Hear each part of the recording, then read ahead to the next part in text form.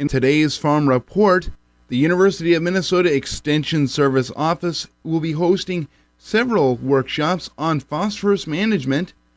Dan Martins with the University of Minnesota Extension Service Office has more. Randy Pepin, extension educator working on special projects, will offer a discussion on managing soil phosphorus levels on livestock farms at the Morrison County Government Center on Wednesday, February 18, at the Cold Spring American Legion Friday, February 20, in Sauk Center City Hall on Thursday, February 26th, all running from 10 a.m. to about noon with lunch following.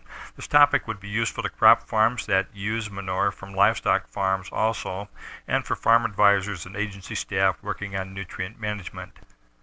The discussion is based on a case study that Randy did with 20 or more dairy and beef feedlot farms in central and southeastern Minnesota. The case study involved looking at the balance between phosphorus brought onto the farm primarily as purchased feed, fertilizer, and livestock, and phosphorus leaving the farm primarily as crops, livestock produce, and in some cases manure sold or moved off the farm. Phosphorus also leaves the farm when soil leaves the farm through wind and water erosion. The goal is to prevent soil loss, so this is not part of Randy's phosphorus balance. Managing soil phosphorus levels helps to reduce the amount of phosphorus that moves with soil. Soluble phosphorus is another concern. With higher soil phosphorus levels, there is a larger amount of soluble phosphorus. Soluble phosphorus can be carried off the land in water even when the soil is not being carried off the land. On a related note, we have found benefit in harvesting grass from buffers and filter strips because excessive amounts of decaying plant material makes more soluble phosphorus available to be carried into water resources.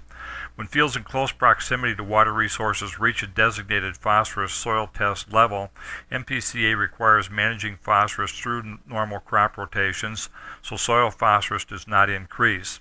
This usually means limiting manure applications because at elevated levels, very little if any commercial phosphorus fertilizer would be recommended. Randy will discuss the effectiveness of a variety of livestock and crop production practices that help to make more efficient use of phosphorus to improve the phosphorus balance on the farm. The goal is to look for opportunities that contribute to farm profits as well as taking care of soil and water resources.